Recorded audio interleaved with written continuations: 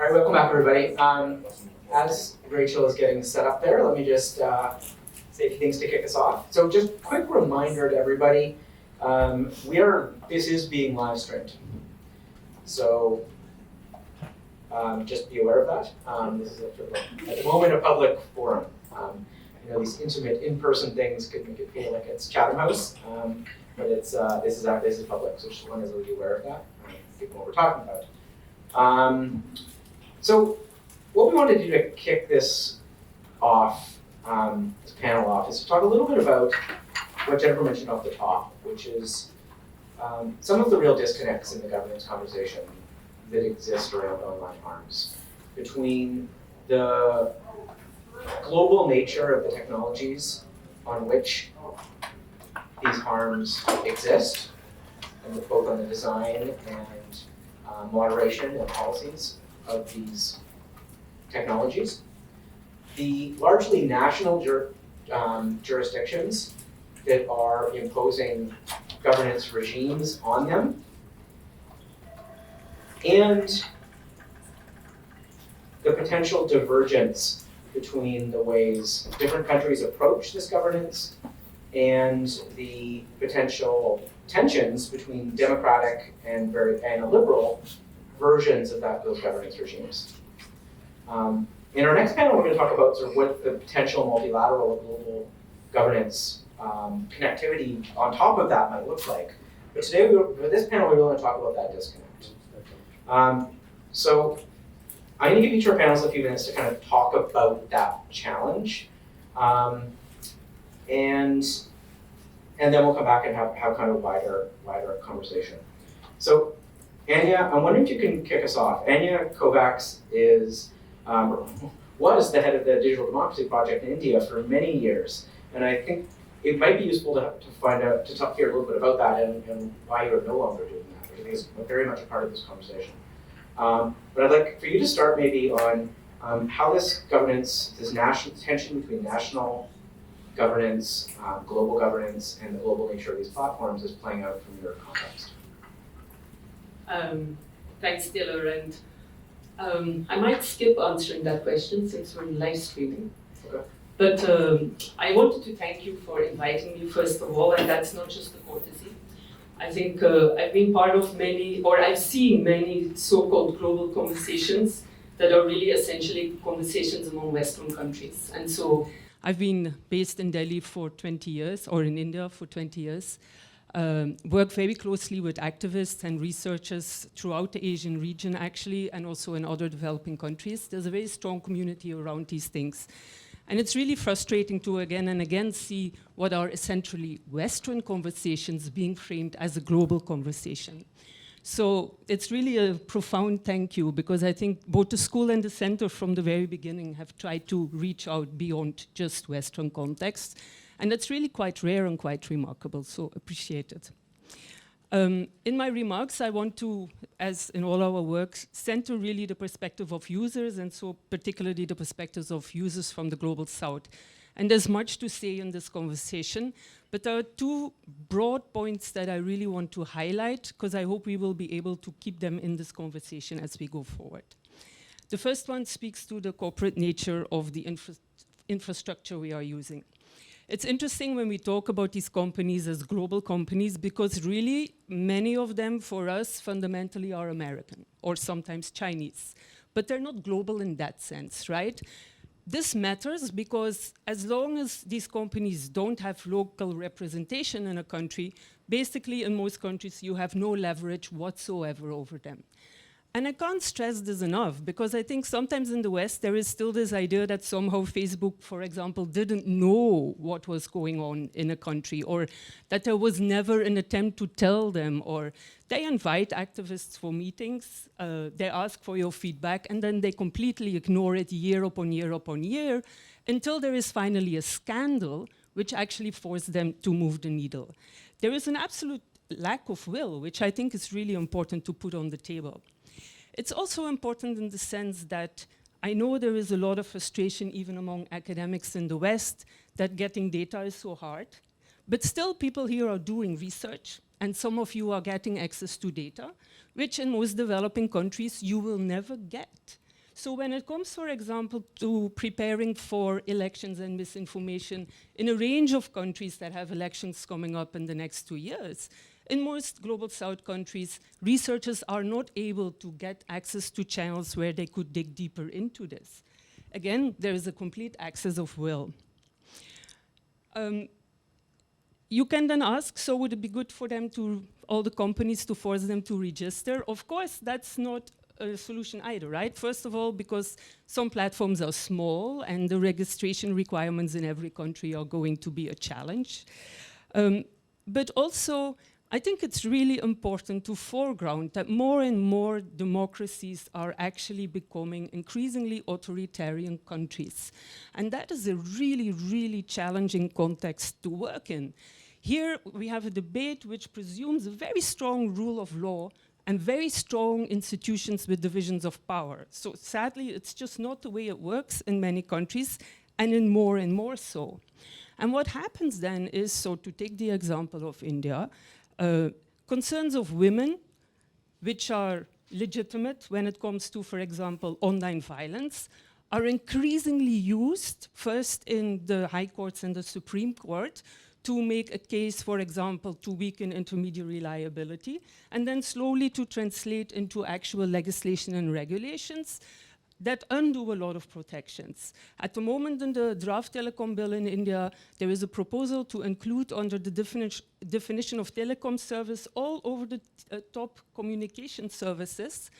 And then there is in that same bill a proposal to ensure or to make it mandatory that every telecom service knows its users and who is sending messages, and that every receiver of the message is also able to identify the person who sent it. So that's de facto end-to-end encryption, etc. So there's many examples like that. The dangers here are obviously most obvious when it comes to speech, right? And so I can't stress enough, in the conversations I've had in the past 2 months alone, activists in Asia keep saying, we don't want new law because the law is going to be used against us. It's not a new thing, and this happens again and again. So I'm not saying that Canada can't regulate, for example. I'm not saying that there isn't the need to regulate. But I do think it's really important to broaden this conversation and already be aware of what the potential consequences are in other countries of what is being proposed. Because there are different types of choices we can make, right? And I think Corey highlighted many this morning, which are not restrictions on speech and still would shift the needle somewhere. So what is it we're actually going to advocate for? I also think, though, that we really need to start looking at the problem at a deeper level, and that brings me to my second point. I think we need a more comprehensive understanding of harms. First of all, the word online, I'm still a bit like, it's a very narrow piece of it, right? Harms nowadays are not just online, they're technology enabled. And that is a much, much broader sense. So what exactly is it you're carving out there? But also when we speak about types of harms, I think the free speech issues get rightly so a lot of attention. That is then a speech act. We also speak a fair amount of time about privacy as a specific harm, but the harms actually go way beyond that. And yesterday also, in a smaller conversation we had, I mentioned the example of the non-consensual sharing of sexual images. In most countries, it's dealt with as a privacy violation. When you speak to the mostly women and queer people who have been the victims of that, they actually describe it in the majority of cases as similar to sexual assault. That's a very different harm, and our laws are just not able to capture it. The number of examples like that are endless. In Delhi, the police has been using drones with facial recognition technology to surveil protests, to supposedly identify habitual protesters. There's nothing illegal about being a habitual protester, right? But it's clearly meant to both restrict freedom of movement and the right to assembly. So the number of examples like this of harms that are broader are endless. And why are we not able to put them on the table? In my work, I have been emphasizing that one of the big challenges is that we talk about data as a resource and ignore the very intimate connections that actually exist between data and people's bodies. And as a consequence of that, people and their agency and how structural conditions actually produce or eliminate the possibility for agency kind of falls completely off of the table. That's it. There's a scholar, Dutch scholar, Ilma van der Ploeg, who's actually argued that we need to recognize that our bodies are undergoing a fundamental paradigm shift. That now bodies consist fundamentally also of that data. And so that we need to look at people in a broader sense. And I think in the metaverse, this is very, very clear. Actually, I thought it was fascinating when Zuckerberg called the metaverse the embodied internet. But at the level of code, not that much changes, right? We already have an embodied internet. We're just not seeing it. And by not seeing it, we're not able to address those broader harms. So to conclude, so why does it matter here? One is because we can talk about a broader set of harms and then be really clear what is a particular legislation addressing and what isn't it. And that's important also to understand what is the potential consequences in other countries. But also it becomes easier to imagine alternative solutions. And I think especially more radical solutions, because when you put people at the center again, it becomes much easier to say about a business model that certain things simply should not be allowed. How can you allow third-party data sharing and think there is any meaningful consent going on there if you actually look at data being a central part of people? What you're saying is give all your control over who you are out of hands, because that is what at least third-party data sharing that's not central to a service really fundamentally is about. I can actually speak longer about the issue of consent as an example in more detail, maybe in the Q&A, but I think for now, since we are four, I'll leave it here. Thank you. Thank you so much. That was a great way of starting this conversation. Rachel, I'm wondering if we can come to you. Can you hear us now? Hi. Hey. It would have been nice to have you here, but I'm glad you're not here with COVID for all of us. But sorry you have it. But welcome and thanks for joining us despite that. Rachel Pulfer is the executive director of the nonprofit, the global nonprofit Journalists for Human Rights, that does remarkable work around the world, training journalists, engaging with journalists about how their rights are potentially being limited and their free expression limited by the countries in which they work. And Rachel, I'm wondering, when you look at this digital landscape, how that's and the work of the journalists you work with around the world, how you articulate that harm and what we can be doing, in a broader sense, to maximize that expression of journalists around the world. Thank you, Taylor. Excuse me, and thank you for the invitation. And yes, I'm very sad not to be there. There's a lot of wonderful people that you've pulled together. So thank you for this opportunity. And thank you, Anja, for your thoughtful comments and underscoring the unfortunate, Western-centric nature of a lot of these conversations. I've noticed that a lot of these conversations also tend to live in wonkish national security type environments, or at a level where a lot of people who are actually vulnerable and using these platforms uncritically day after day are left out. And that's, I think, roughly where the space in this conversation that JHR likes to play. We work across 17 countries across 4 continents, Africa, the Middle East, in Pakistan, as well as here in Canada, and now increasingly in the United States as well, one of those countries that is experiencing the rush to authoritarianism that Anja mentioned. And all of these issues are extremely concerning, in particular in a situation where journalists find themselves very much at the crosshairs of trying to address what Maria Ressa once described to me as the sludge, the tidal wave of disinformation, misinformation, and malinformation that is shared on the platforms, and trying to ensure that fact-based information gets through, but at the same time themselves finding themselves increasingly targets of the very agents and bots and trolls that they are trying to report on and trying to carve out space so that people can actually have conversations informed by facts. And why is this also fundamentally important? Well, it's quite simple, and it comes down to a question of governance. We cannot govern ourselves as democracies if we cannot agree on the facts with which to govern ourselves. And right now, that is actually the battleground, is truth and facts. We're seeing that in a very dramatic way in Ukraine in the current moment, but we're also seeing it in the increasingly hardening stances of the culture wars in the United States, also in this country, and in a number of democracies around the world. We've recently seen the son of autocrats elected in the Philippines. I'm sure Maria will have more to say about that. And we've seen somebody echoing a lot of Mussolini's lines elected in Italy, and it's going to be very interesting to see what happens in Britain over the next few months as they grapple with some of these challenges. Now, it's important to stress that the era before social media had its own share of harms. What we now call disinformation was once called propaganda. What we now call malinformation was hate speech.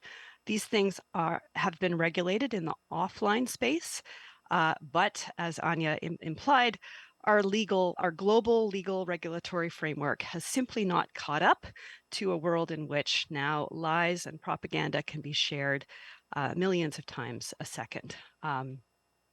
One of the points that we have hit upon is, frankly, that uncritically sharing propaganda, disinformation in this way, is obviously harmful to democracy, and that hate speech obviously can lead to hateful action, marginalizing a group and bullying it to acts of ethnic cleansing. And we have seen that in a number of environments, from the Myanmar junta's behavior towards the Rohingya, which was whipped up on Facebook, to the incidents of this kind of behavior in parts of the world where we work, such as South Sudan and Mali.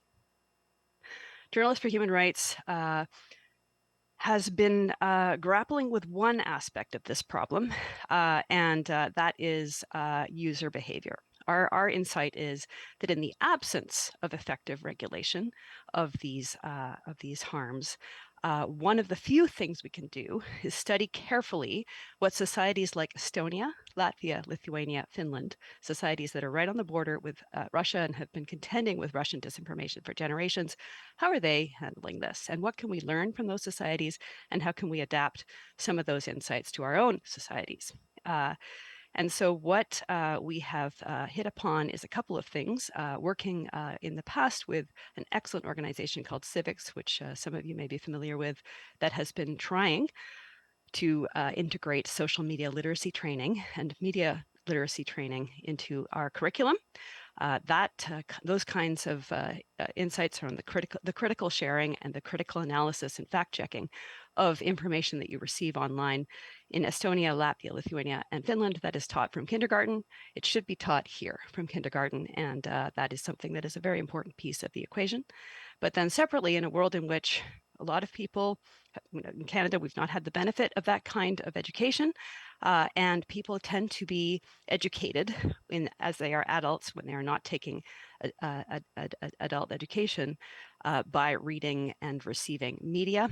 And so working with journalists and social media influencers and those who have a large platform, and explaining to them and sharing with them basic online tools that are available to all of us that can be used to just verify, for example, as a reverse image search on Google, is the image of the incendiary headline that you're about to share actually illustrating the story or the piece of information that it accompanies, for example. And so ensuring that journalists at least have a basic understanding of the tools that are available to them to fact check information as it comes to them, safely debunk it. And by safely, I mean not blanket resharing and retweeting the piece of information that could potentially be harmful or is propagandistic, and otherwise calling out disinformation campaigns, understanding what to look for and calling them out as they break. And I'll give you a couple of examples. The Black Little Mermaid, that is a disinformation campaign. So the fuss about the culture war about the Black Little Mermaid has been amplified by bots on social media. and the incident with Nathan Phillips and the standoff between the Indigenous elder and the MAGA hat-wearing kid in Washington a couple of years ago. Twitter discovered that in fact was also a bot farm in Brazil that was sharing that information, posing as teachers in California. So we're all being played in this spun, as the phrase used to be, on social media constantly. And in the absence of effective regulation, which is complex and difficult for all the reasons that Anja very clearly articulated, in the absence of effective regulation, one of the few things we can do is inoculate users so that users have a better understanding of what they're receiving and what to share, what not to share, and from a journalistic perspective, that journalists are equipped with the tools that they need to be able to report on these disinformation campaigns, these propaganda campaigns, as they are happening, so that people understand what they're seeing, what they're looking at. I'll give you one more example before I close, and that is the experience with the Freedom Convoy earlier this year. If you'll recall, back in January, those of us who are from Canada in this group, third week of January, the Trudeau government announces military support for Ukraine in that conflict, or in that escalating situation. Within a week, we have a group of truckers, so-called truckers, and others, including people who apparently were armed and sharing seditious messages about the armed overthrow of a democratically elected government, setting up on Parliament Hill. So I called one of the trainers that we have worked with extensively, Marcus Kolga, who is one of Canada's preeminent experts in Russian disinformation. I said, Marcus, there's no way these two things are not connected somehow. Would you be able to put a couple of researchers from your Disinfo Watch Institute at Macdonald-Laurier on this and track, and let's see what are these social media accounts that are helping to organize this trucker freedom convoy protest? What else are they sharing? Let's just see, let's just track. And sure enough, within 3 weeks, Marcus was able to send me screenshots showing that, for example, the Line Canada and the line.ca and a number of other social media accounts that had been whipping up the Freedom Convoy protests on social media were now openly sharing Lavrov's statement that the Russian embassy had been putting out about its response to Canadian sanctions against Russia. So I hope that helps bring this home. We're all very much at risk from this situation. The need for this regulation is urgent. I do have some thoughts and some interesting insights from a recent visit to Washington, D.C., including opportunities to meet with people in the White House who are seized with regulating this at the moment that I'd be happy to share later. But I'm going to turn it back to you, Taylor, because as Anja said, we are for and we want to hear from everybody. Thank you. Thanks so much. Thanks, Rachel. So Peter MacLeod is the head of an organization called Mass LLB, which the organization and he are sort of at the forefront in the world of doing deliberative democratic processes, bringing citizens into these kind of a broad range of sort of difficult public policy questions, but in the last few years has dived into this very question. I've had the privilege to work with Peter on 3 citizens' assemblies now in Canada on online harms, and we are about to embark on a 4th on involving teenagers and their perceptions of online harms, which is going to be really exciting. But in order to sort of transition this or to help bridge us into this domestic conversation, but also meaningful processes through which citizens can actually participate in these conversations. Peter, can you tell us a little bit about both the process, but also what you've learned about how citizens view these problems, but also want both their own governments and governments in other countries to engage with the problem? Thanks, Taylor, and thanks, everyone. It's been a treat to listen to the contributions so far. And I would like to say a little bit about citizens' assemblies, because I don't expect it's sort of a known term or everyone understands how the process might work. And then I want to talk a little bit about their perspectives on these issues. I thought it was interesting last night. I think Francis said something like, well, wouldn't it be good if, as platforms, we thought about citizenship in some way and that we made some kind of demands on the platforms themselves? And I think the provocation I would make is that we actually need governments to look to citizens to be part of this conversation. We've been very fortunate over the course of the past 3 years with support from Canadian Heritage and the McConnell Foundation to be able to impanel 90 Canadians from every corner of the country and walk of life, to be able to go a lot deeper than citizens typically are invited to do. Our mechanisms in a democracy to involve people in these very complex conversations are pretty thin. I mean, after we get past the ballot box, then we get to fill in at best a kind of comment form or maybe attend a town hall meeting. So the spirit of a citizens' assembly is, what do people conclude when they actually have the opportunity to, as Rachel just said, in a democracy, share the same facts, come to common ground about what's going on, and then try not just to give top-of-mind opinion, but to grapple with the problem and attempt to propose a solution. And so that's what we did in 3 citizens' assemblies, focused on this somewhat euphemistic term of democratic expression. These were citizens' assemblies on regulating social media. I just observed that they're not unique to Canada. The OECD has put out a terrific report tracking 600 citizens' assemblies that have taken place over the past decade. And where we find that they're most useful is where there's some kind of parliamentary impasse, by which I mean public opinion is way out here and those governing institutions just haven't caught up. So where do we see citizens' assemblies being used most frequently? Around climate issues. I'd like to believe that on the back of the work that we've done here in Canada, we're going to see more citizens' assemblies attempt to grapple with social media and digital service regulation as well. It's a good model. So what did we do? Well, here's the outlandish proposition. We sent 12,000 letters to randomly selected households across the country. We put them on brown paper, just like your tax forms, and we put the Canada word mark on it, right?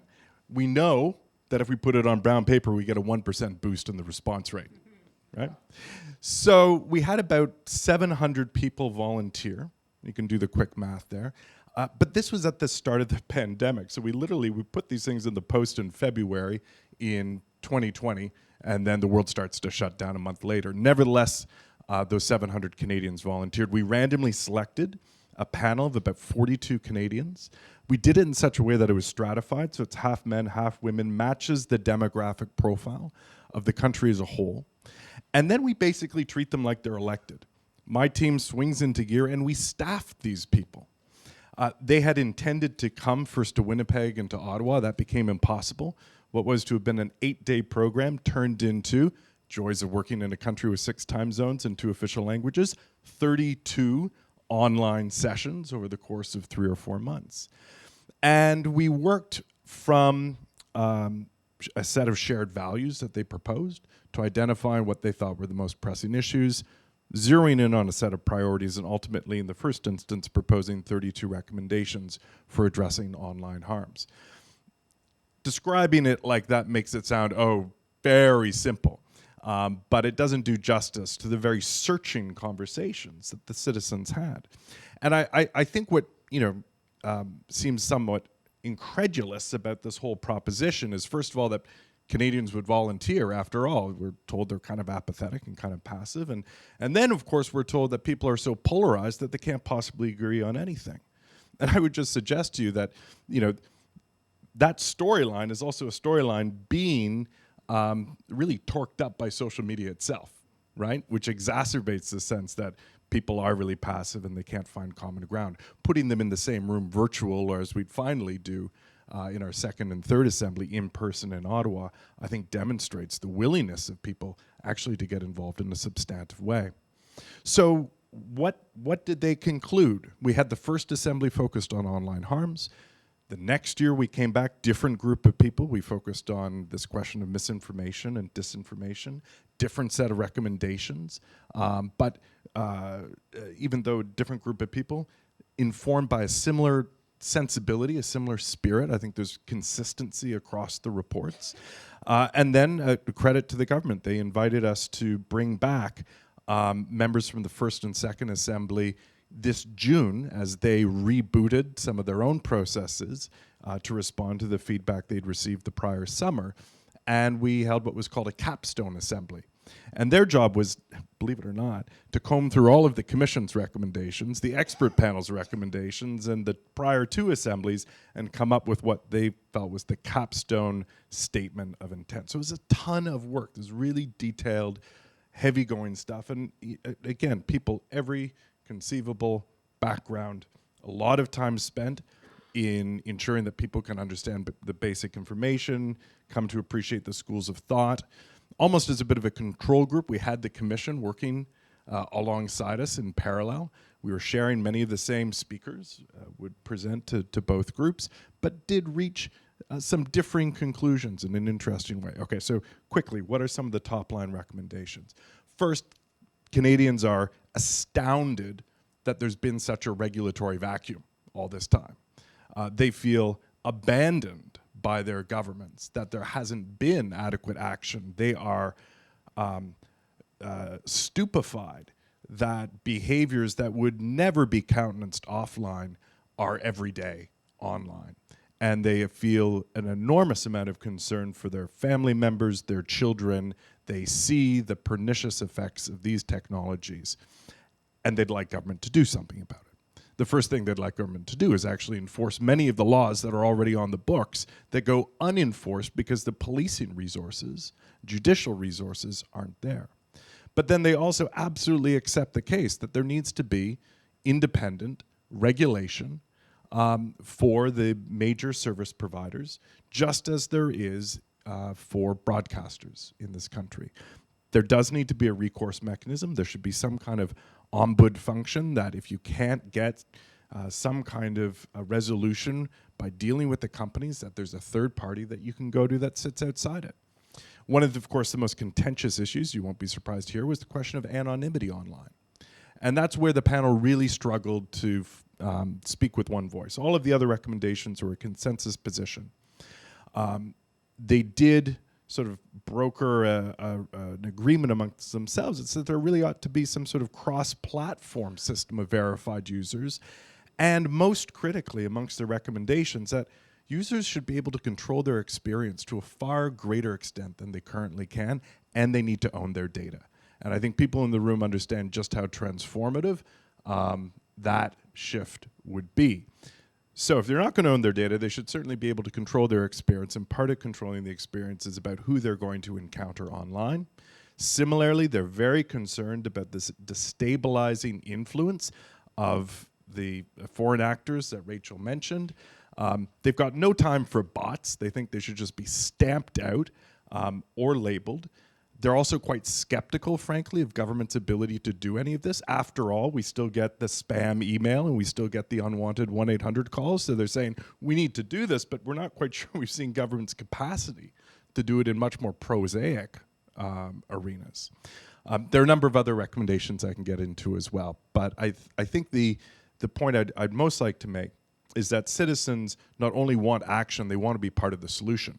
And that they're more than capable of getting their head around a lot of the concepts that animate the conversations we're having today, and they're not half as polarized by these issues as we may have been led to assume.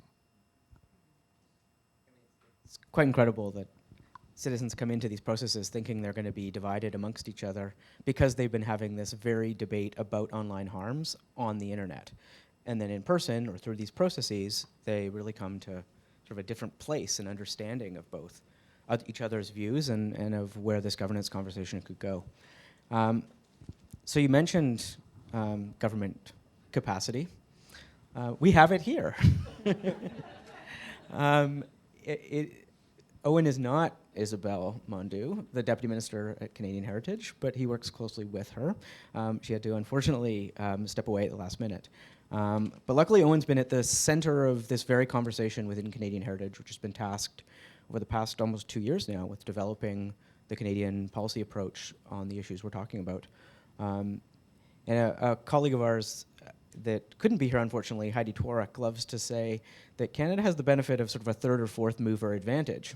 So the benefit of waiting a long time to step into this place into the space is we now actually have the advantage of learning what other countries have done right and wrong. And I know it's been a big part of your domestic process has been looking internationally and seeing what we can learn from, both positive and negative. And I'm wondering if you could tell us a little bit about sort of both the process domestically, but also when you look out at that global landscape, what you see people getting right and wrong, and how you engage with those other processes internationally. So I think Heidi used to say second mover, but I think you're right. That was We're up last to- year, yeah, I where know. a few more have moved. Yeah. So, when you take a design thinking course, right, they talk about problem solving, and if you've been in that kind of course, they'll throw up the squiggly line, right, and say, solving problems isn't linear, and in practice, it involves a lot of did that go out? No, a lot of squiggly line. And that's what I feel like the journey has been on the online harms file. So maybe, before I get to kind of the question about the relationship between domestic and international, just so we all kind of start from the same understanding. In 2019, the Minister of Canadian Heritage at the time got a mandate letter commitment that stemmed from, the Liberal Party platform commitment to put in place essentially a takedown type legal framework here in Canada, targeting, a list of five harms. And maybe just to kind of tie it in a little bit into kind of the relationship between domestic and international, looking back, that kind of makes sense, right? We'll get to the story where, there's a lot of criticism of that proposal, but if you go back to kind of that period of time, right, and think about kind of what was going on in the world, it was Germany with Netz.de that was kind of out front, one of the big first movers in that space. And I think when you look at that platform commitment, when you look at that mandate letter commitment, you see how it was, I didn't write it, but you see how it was likely informed by what was taking place in the world.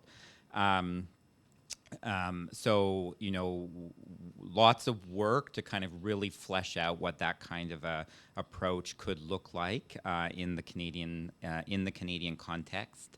And for the folks who have followed that process, last summer, so summer of 2021, government published quite a detailed proposal of the way that commitment would be implemented. And it was quite detailed, I would say, in terms of, government really sharing at a, almost, to the specifics about kind of what a law could look like. And it was just an open consultation for folks to weigh in terms of what they thought about that. I think it's fair to say that, folks who participated in that consultation were quite critical of that 2021 proposal for the most part. We had kind of two main takeaways. One was that, I think we generally heard that a little bit to Peter's point, that Canadians want something to be done, but they were pretty clear that this proposal is not what we want to be done. And I think the main themes of criticism were centered around privacy. They were centered around freedom of expression. They were centered around issues around potential impact on racialized communities, given some of the elements of the proposal dealing with law enforcement and linkages between the regime and law enforcement.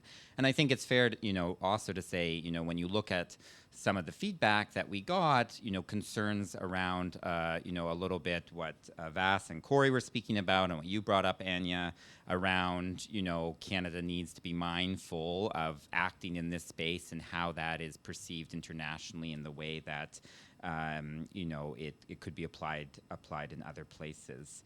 And so, we had an election, as folks know, new minister comes in, and the mandate letter commitment is, want you to move forward with a legislative regulatory framework, take into account kind of the feedback you got through the consultation. And so that's kind of what landed on his plate. And so a little bit, Peter characterized it as a reboot, reset, whatever you want to call it. that was the first thing that we had to figure out with Minister Rodriguez. And the way that shaped up was, pulling together a group of experts, including Taylor, and Vivek's in the room, there he is, and others with a diversity of background, right? So I think when you look at those 12 experts, they come from thinking about this problem in different ways. Real, I think, commitment on the government's part also to include critics in that group who had been very critical of the government's proposal.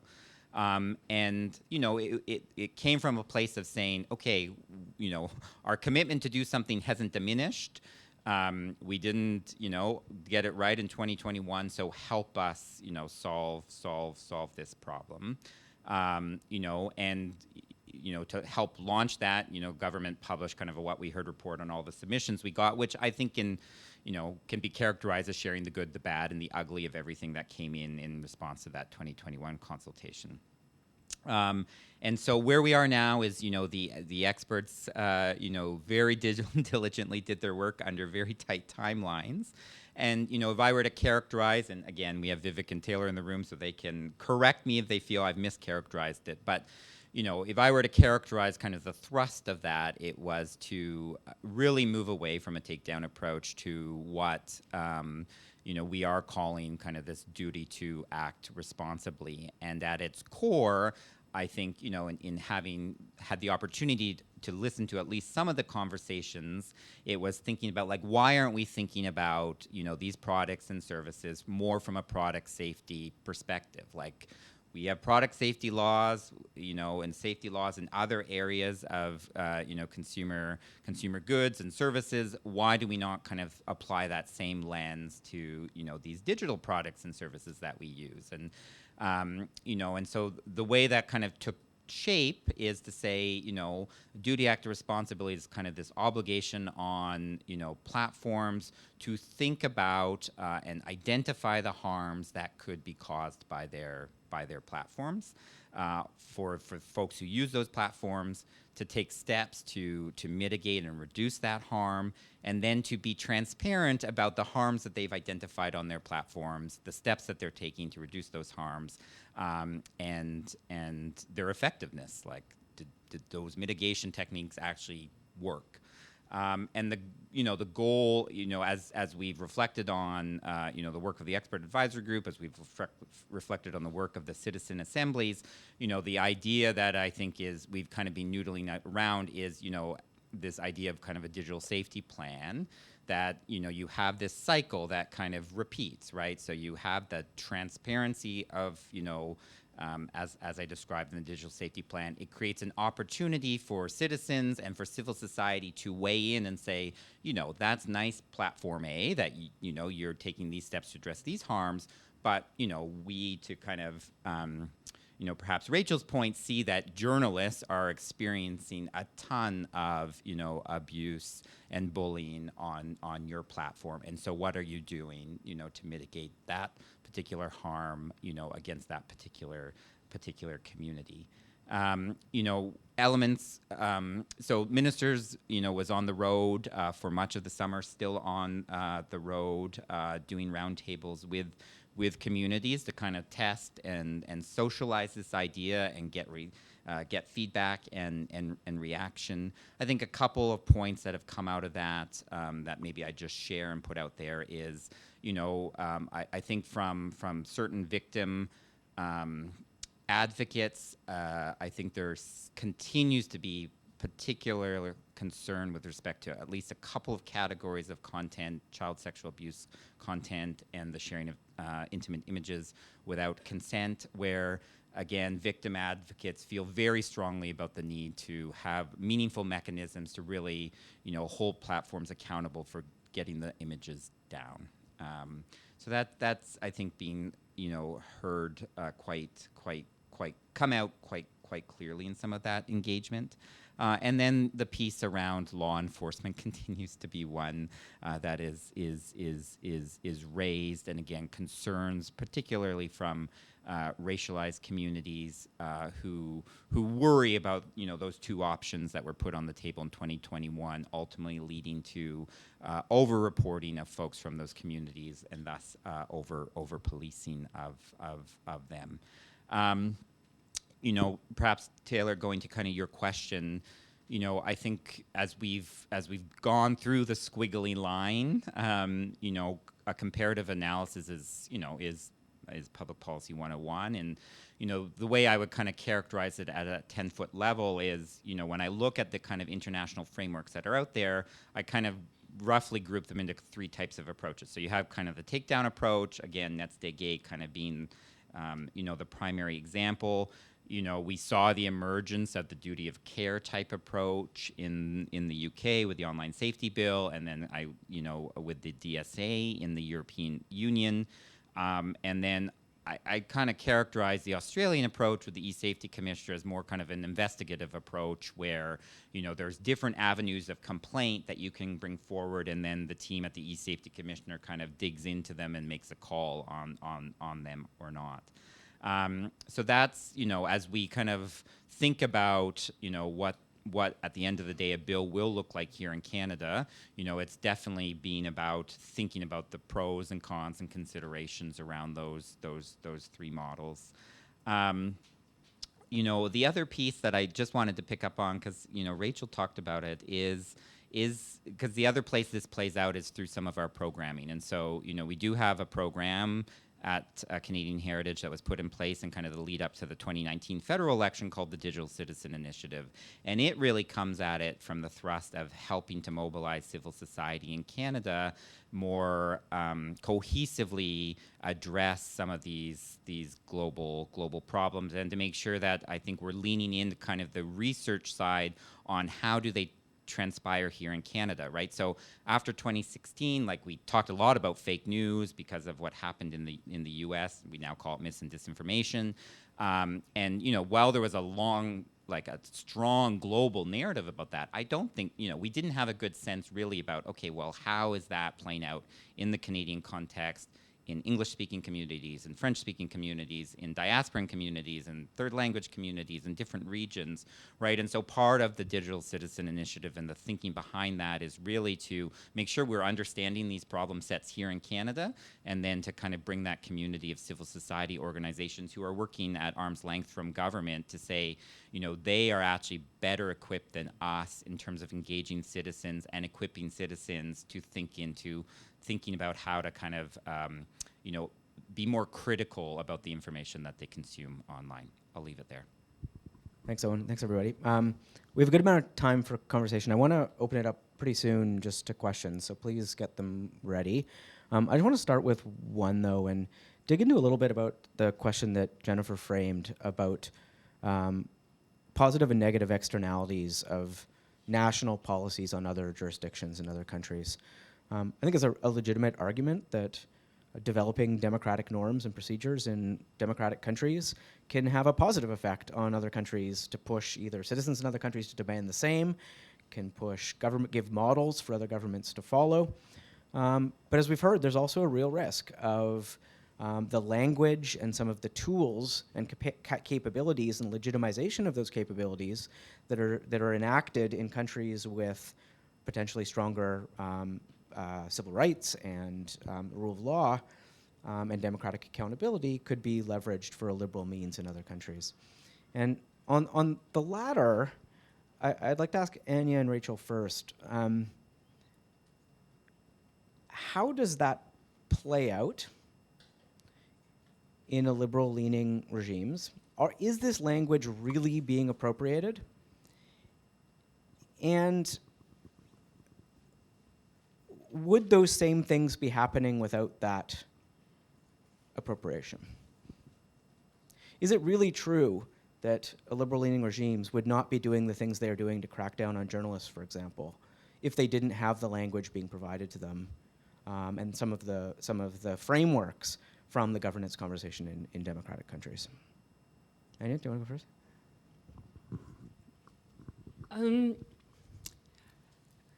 As long as you're not clearly a dictatorship yet, any resource, I mean, actually in countries that are the dictatorships, but any resource, any discourse that you can draw on that has some legitimacy to refer to has power. And that works both ways, right? So like as activists, we also do that drawing on, say, the UN Special Rapporteurs as instruments. Like, you constantly refer to these things to try and remind governments that these are global agreements that they have agreed to, right? The thing is, I think maybe my concern is again, the discourse when it comes specifically to the digital. I'm going to come back to that whole point I made earlier about how we speak about data as a resource. I think you do that in Canada as much as we do that in India, right? And many of the legislations you're talking about worldwide, I'm not saying there's no value in doing things at this level, but they are not fundamentally questioning that discourse. And as a consequence, they're also not fundamentally actually questioning the business models of the companies. And I think we need to be real that many of the harms fundamentally come from those business models. So if you look, for example, misinformation. I think Francis yesterday also kind of referenced how the algorithm becomes so important. In Infoglut, I think Mark Andrejevic talked about how patterns are more important now than facts. It's almost our epistemology has changed, right? And of course, as scientists, you also look for patterns. But as scientists, we have common agreement on how to do that. And even if you work in a discipline, in a different discipline, or you use a different paradigm than I do, I should be able to check and agree whether within your paradigm you've done a good job or not. The patterns we're looking for with data, for example, we don't know how companies do that. We don't know how governments do that often. There is no agreement there. So it's the way we think about the world really is fundamentally changing, and there is no way to question that. And so now I do want to, I'm sorry I'm going to take a little bit of time, but I want to come back to that example of consent, because this becomes one of the reasons why consent can be so light, and why you can tick a box and then basically sign away a fundamental right to privacy. There is no other fundamental right that I know you can sign away like that. In most democracies, there is an essence to the right to free speech, an essence to the right of life. You can't sell yourself into slavery, for example, right? We don't seem to have that with privacy. But it starts to make sense why, for example, in Europe, the protections are stronger than they are in India, where the latest version of the bill, the privacy bill, has been scrapped again. It is because if you look at data as a resource, why would India not capitalize on that? Tell me. I mean, it's one of the few countries that can actually really make that leap, right? It's one of the few that can really compete with China and the US. So if you look at data as a resource, then they should be prioritizing that. And that falls out of the picture. So I think there is always an impact of laws in different countries. I think that's real. But the challenge here is really also that there isn't enough digging about these underlying layers. Because if we ask questions there, I do think it becomes more difficult for governments around the world to refuse some of these changes. If you actually show how that impacts people without talking about free speech, for example, I think there are changes that can be made and that we can advocate for, which also, they won't do away with all of these harms. So I'm not saying these laws are not going to be having value anymore at all. But for example, that whole issue of control of data, which I think is so fantastic, came up in this consultation as well, right? That will change. Right now, we're just pussyfooting, sorry for the language, around the business models of the companies. We don't want to go there, and so then you're just scraping that top level layer. Rachel, do you want to come in? And can I just add, how would our thinking about our own legislation change, or if it was informed by the concerns and rights and challenges and interests of citizens in other countries? And to what degree should we be considering that in our own domestic legislation? It's a very good question. Excuse me. So last month, I went to DC to meet with a number of really interesting thinkers who are grappling with this. right now. And part of the reason I wanted to do that is because, to Anja's point earlier, these companies, the majority of these tech companies are incorporated in the United States. There is a greater burden, in my view, on the United States to get this regulatory regime right, because they are the ones who can have a very direct impact on the way that these companies behave.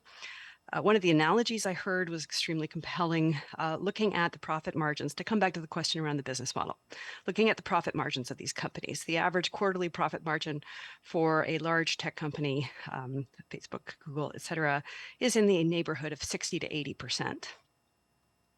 Compare that to a Fortune 500 or a car company. Average profit margin is between 10 and 17% in a good quarter. That's a good quarter. These companies are being allowed to make too much money.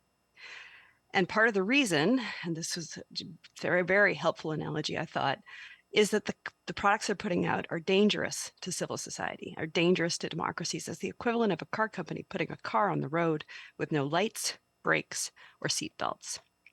So what needs to happen in this regulatory process is an understanding that these products are dangerous, an understanding that this is not simply a discussion around free speech and privacy, because frankly, there are certain forms of speech that have always been understood to be hateful and dangerous and have been regulated. That we have never had an era in which pornography is so widely available until we had this digital regime that we now have, this access to social media platforms and others. For example, we have never had an era in which it has been possible for people with extreme views to gather online. We've never had a situation where there has been a technology where it has been particularly profitable to share, to come back to Anja's point about the business model, to share viral information that incents anger, which is what we see. It is extremely profitable to share information that stokes a certain kind of anger and militantism in these democracies, and in particular in the United States, which is currently at number 129 out of 162 countries on the Global Peace Index, just south of Egypt and Eritrea, in case people are wondering why we're looking at the US in the way that we are. And so I had this very interesting conversation with one White House senior advisor in the Office of Science and Technology. And I was sharing some of the insights from JHR's last 2 years, where we've been working with journalists to help them and resource them to fight the infodemic of information, misinformation, disinformation, malinformation that has accompanied the pandemic.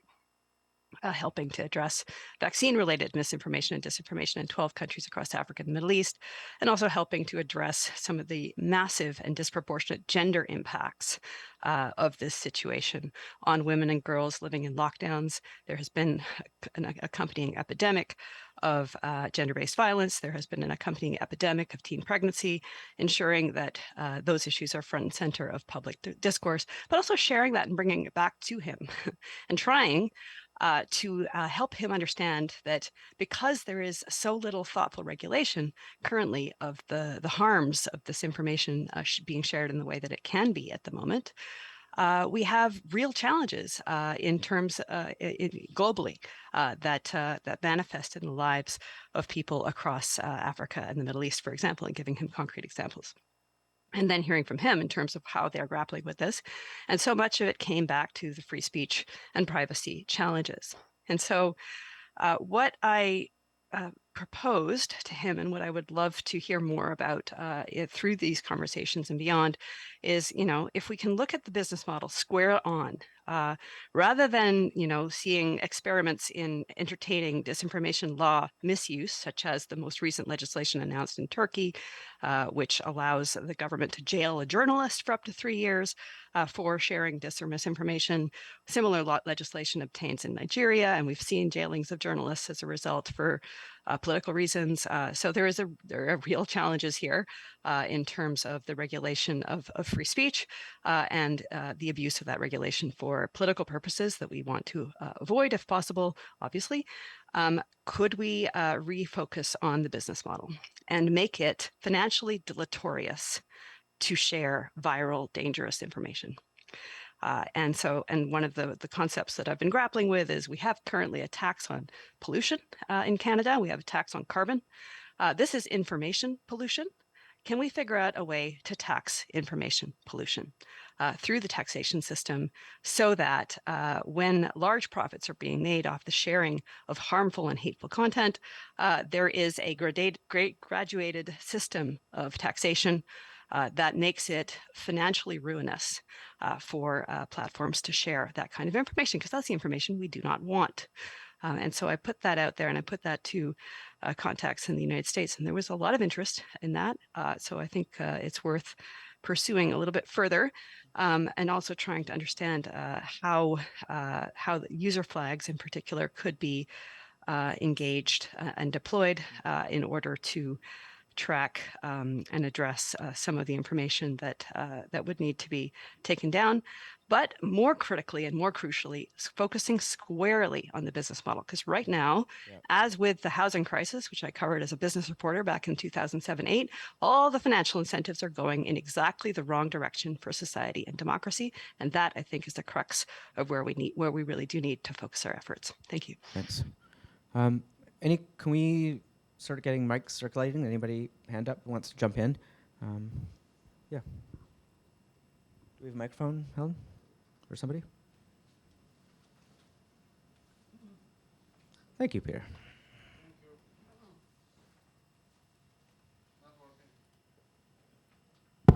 Oh, working. Okay.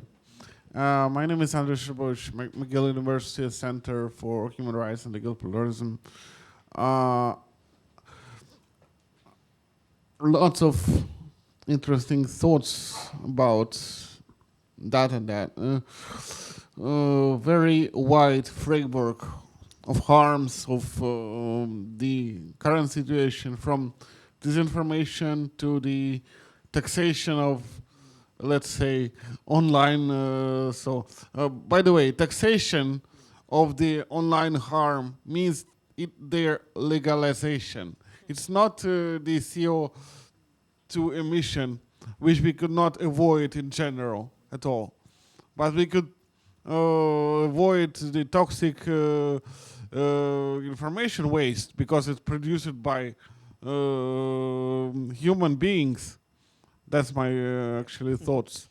But I think we can solve most of the problems we discuss in there if we will have general international framework of rules that could be attributed to the online issues. It is an issue of the general internet governance, but and the multi-stakeholder process also. It's not only issue of the national governance, but also for the civil society, academia, and business organizations and other also platforms also could play a role in this. But everyone. Yep. But we should have at least the short set of the rules that to be applicable there. Last Question here? Yeah, okay. Last comment that ask yourself, our world became more free after the introduction of the Universal Declaration of Human Rights. So online space need this kind of document, at least, to begin this discussion. Thank you very much. Thank you. Did you want to jump in, Peter? I'm going to pick up on that very quickly, because one of the recommendations that I was Canadians thinking made the in the same second report was that we did need a multilateral response to this. And Canadians aren't naive. We don't think we're a superpower here. We don't think we can do this alone. But we're also skeptical that our traditional allies are the best ones to be working with today. That there's something going on in the UK, clearly, this morning. And the US ain't much better, sadly. So who are our friends in the world? And Rachel pointed to the Nordics and the Baltics. Absolutely. So you've got to start with the friends that we've got where there's a shared values base, and their recommendation was to start working with them. And as Francis said last night, find 100 million people and you can get a lot done. The other point, though, that I think is important to make is they are a bit perplexed as to why our political leaders aren't much more vocal on these issues. And one of the topics that we didn't get a chance to address, for which I think there was a lot of appetite, is do political parties have special obligations with respect to their use of these platforms? After all, political parties themselves have been the ones taking some of the crudest advantage of these technologies to micro-target and promote, at best, factual information, and at worst, contributing to this miasma of disinformation that then corrupts our democratic system. They also coincidentally happen to be not subject to federal privacy law, which is... Can I add one thing? So one thing I think is, I was reflecting on the comment was human rights frameworks are applicable in this space. Like, Anja, you made the point that there's no division between our online life and our physical life anymore. And I think that point also came out clearly in some of the work the government's been doing is a need to have that tension front and center in these frameworks, that what we're expecting platforms to do is recognize that they have an obligation to uphold human rights while mitigating harm. And I think the government's driver for acting in this space actually comes from a recognition right now that there are communities and people who do not feel like they have the same access to online platforms because of the color of their skin or because of their religion or because of their gender identity. And so it's not this free space, right? There are people who are choosing not to engage in that space and thus reap the benefit of those services because they're going to be subject to more online abuse, more online harm, right? So I think the driver, if I were to characterize it, is trying to make those spaces safer and more inclusive so that more Canadians can participate in them on kind of an equal footing. Yeah, of course. I do think Anja has a point about that the laws we make now risk cementing and justifying some of this. And that's also my earlier point about I do think we need to look at this deeper level as well to make sure that that cementing doesn't happen, because we still want to be able to ask those questions that we might need more time on to actually build consensus around, right? I forget my second point. Sorry. We should even try to do so.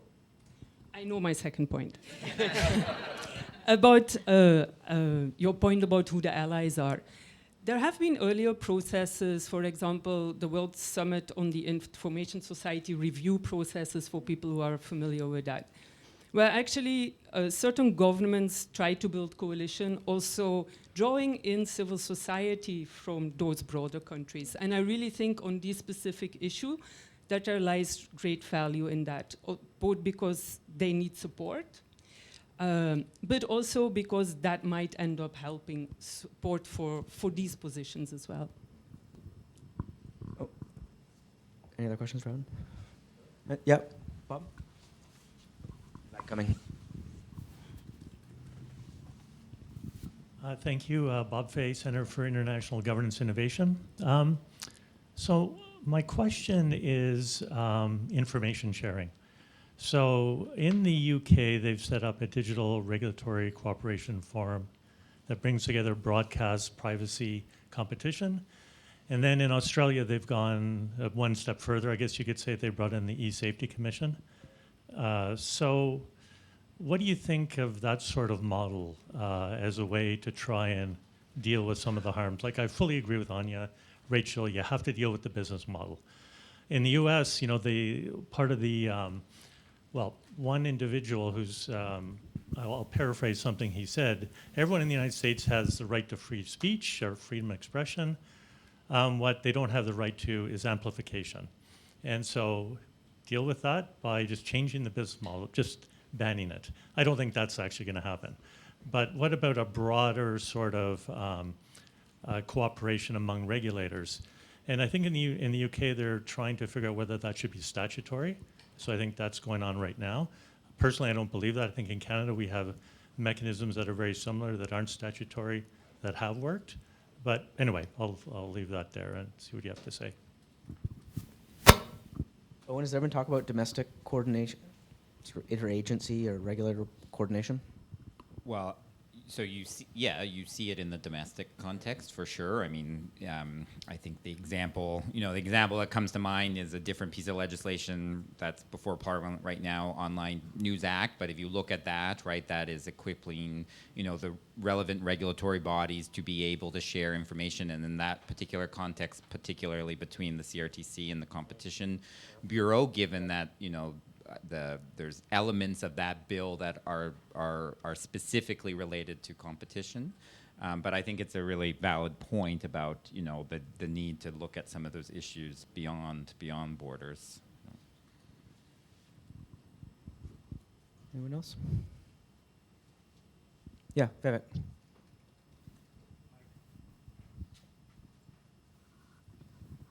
I have two quick questions. One's for Peter. Have there been citizens' assemblies in other countries on this sort of group of issues? And if so, what's the mood of those assemblies? And then a question for Anja, just to build on your point about, in countries that are not dictatorships, you mentioned that, legitimate discourse can be helpful. So in countries that are, let's say, advanced democracies with strong rule of law, what kinds of discourses should we be having that would have, those positive externalities in a regulatory conversation in a place like India or Brazil or Nigeria, right? The imperfect democracies where there's still some room for debate. Great questions. So the answer to your question is no, not as yet. But I've been speaking with a number of jurisdictions who are quite interested in what we've been up to here in Canada, so I think it's a matter of time. There's another vector, though, through which citizens may come to play a role, and I'm a bit agnostic on the topic, and that's the platforms themselves, bringing in citizens in various configurations to advise them on all manner of policies, and we see that, of course, with the Facebook Oversight Board with grandees who are advising it, and I think we've already seen that it can be problematic. But there are a number of academics who are speculating that part of the answer to platform governance is to create certain mechanisms that would bring people together, and that may in part be informed by what we've done here in Canada. I do still think there is value in emphasizing human rights. And I think so even when activists in Asia and other parts of the global south speak about what the platform should do, even though they always say, like, we don't want more law, they also say we want far more pressure that they actually implement, say, the guiding principles of business and human rights that came out of the UN, etc. So there are other instruments like that.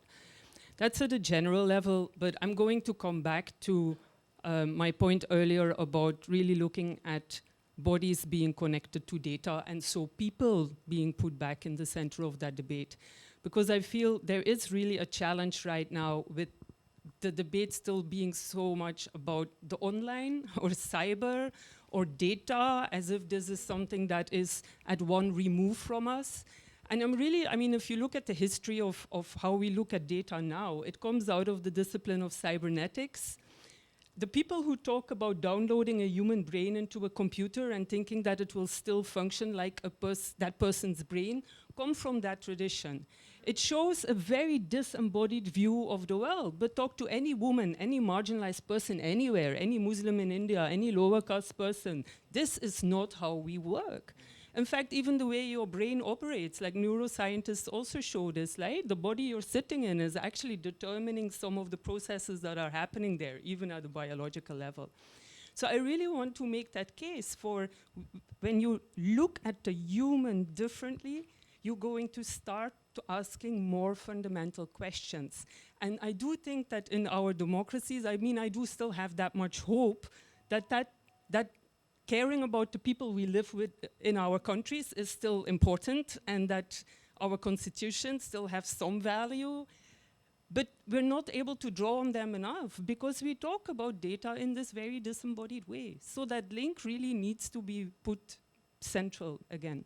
Maybe also just briefly to add, as we're sitting here, I'm also thinking, even I keep coming back to the business model, but one reason I have so many issues with it is because the laws we use that cement it actually also justify governments using similar processes. And this is what is happening in many countries that are moving towards authoritarianism, no? They will ask you directly, you're giving the Google data to the Google, you're giving the data to Facebook, you're not saying anything there. Why should the government not be allowed to do the same? Well, yeah, why shouldn't they if data is just a resource? Rachel, yeah. Oh, I think Rachel has to head out, so it's maybe a last comment. I do. Rachel. Yeah. Last comment, Yeah. just jumping off what Anja was saying. I think one of the points that I do want to leave this fabulous group with, and I'm sorry that I'm not there in person. This is not only is this a human rights and democracy issue of the first order, it is also, as we saw with the Freedom Convoy example earlier this year, a national security issue of the first order. And it is not going to be solved with a grant of 150,000 here, a grant of $1 million there. We have to overhaul our education systems. We have to address the question for supporting and resourcing journalists. And we have to figure out a way to ensure that these online harms get regulated.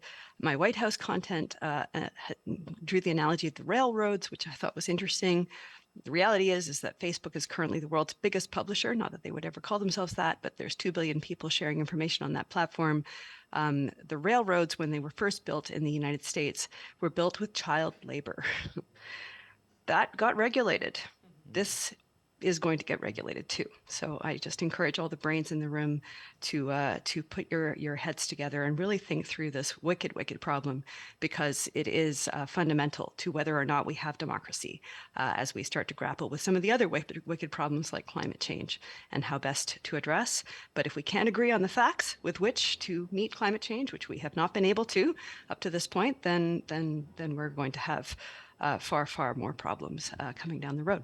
So Thanks, Rachel. on Thanks for joining that us. not very hopeful note, but it is fundamental and urgent. So grateful to you, Taylor, for organizing this discussion, and grateful to you all for your active engagement, and looking forward to hearing next steps. Thanks for joining us, Rachel. Last question, I think, to Corey here. Sure. I wanted to ask about administratability. It's a pity Rachel had to go, because I think it's mostly asked for her. If we're going to tax bad information, then we're going to have to do some administrative heavy lifting, like determining what is bad information. It strikes me that there's a far more administratable remedy, which is to make the big tech platforms stop stealing from publishers with corrupt ad practices. Like Jedi Blue is not in dispute, right? The attorney generals of 22 states published internal documents that said that Facebook and Google colluded to rig ad markets to steal from publishers. You know, all the various shenanigans that Google and Facebook have done pale in comparison to the pivot to video, where Facebook defrauded every publisher in the world about the opportunities for video. These are firms that claim that they can run the platform and use the platform, right? That they can be the referees in a game where they own one of the teams. We wouldn't let like a lawyer do that, or a judge do that, or a literary agent do it. It's amazing that we let these two powerful businesses do it. And it strikes me that if we're worried that using those platforms is too profitable, those platforms are too profitable, we could just make them stop cheating, right? We could sue them for the things that are not in dispute, which is that they are defrauding through the ad market. Owen, do you want to use that as an opportunity to talk about, in our last words here, some of the things you're doing for the actual production of reliable information in this country, and how you view those as markets? Sorry, what's the question? Ask the question one more time. So, well, and to a certain degree, you are entering into to digital markets for journalism through a series of pieces of legislation right now. Yeah. So I guess one comment I'd make, and picks up, I really enjoyed this morning's conversation, and I guess from where I sit, right, and I sit in the big machine of government where we all have different accountabilities and responsibilities, like the issue of competition and the issues that we're looking at, admittedly through a culture lens, are not mutually exclusive, right? Like, so I'm always like, the competition concerns are real and legitimate, and if my colleagues I said we're here, they could talk about kind of the work that they are doing to start getting that off the ground, right? Online News Act, takes a slice of that in terms of, there's a lot of debate about that bill, but actually arguably one of the most important things it does is actually gives news businesses an exemption from the Prohibition and the Competition Act to be able to bargain collectively, and that is designed to, increase their bargaining power vis-a-vis platforms in the ad market, right? But I won't pretend that is the solution to the problems that Corey and Vass were talking about this morning. Well, thank you, everybody. Thank you, Owen, Anja, Peter, and Rachel, for this kind of really rich conversation. I think we have lunch outside, right out the door, and we are back, I believe, at 1 o'clock. So thank you, everybody.